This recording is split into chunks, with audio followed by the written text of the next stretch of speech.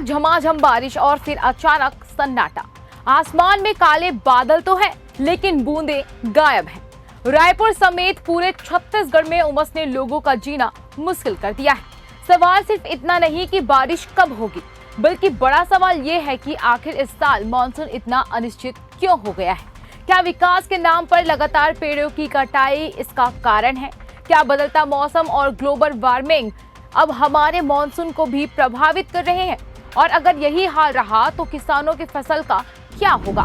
देखिए हमारी इस खास रिपोर्ट। नमस्कार, मैं हूं आपके साथ श्रुति जांगड़े। उज्जवल भूमि में आपका स्वागत है। बारिश का इंतजार, आसमान में छाए काले बादल, लेकिन धरती अब भी सूखी। रायपुर में पिछले 2 दिनों की अच्छी बारिश के बाद लोगों को उम्मीद थी कि मानसून अब पूरी तरह सक्रिय हो जाएगा, लेकिन मौसम ने अचानक करवट बदल ली। बादल तो आए लेकिन बरसे नहीं।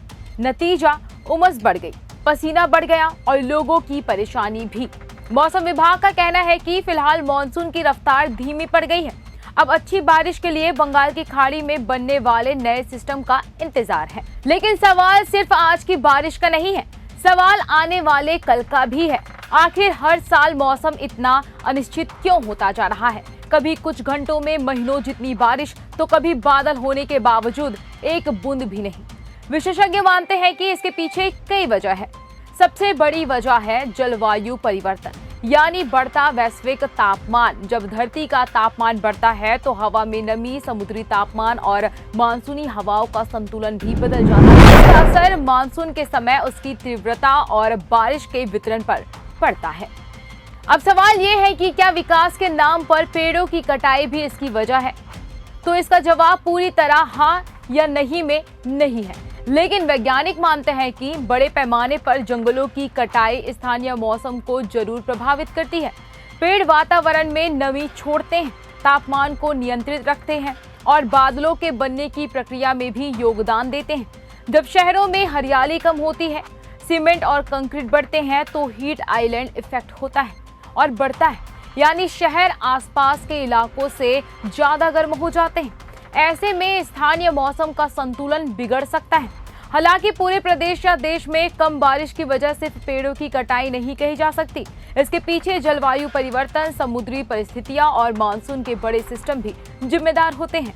सबसे ज्यादा चिंता किसानों की है। धान की खेती वाले छत्तीसगढ़ में समय पर बारिश बेहद जरूरी होती है। अगर लंबे समय तक बारिश नहीं हुई तो खेतों में नमी घटने लगेगी, नई बोई गई फसल प्रभावित होंगी, बीज अंकुरित होने में दिक्कत आएंगी और सिंचाई का खर्च बढ़ जाएगा। वहीं अगर लंबे सूखे के बाद अचानक बहुत तेज बारिश हो जाए तो खेतों में जल भराव, मिट्टी का कटाव और फसल खराब होने का खतरा भी बढ़ जाता है। यानी कम बारिश और एक साथ ज्यादा बारिश दोनों ही किसानों के लिए नुकसानदेह है।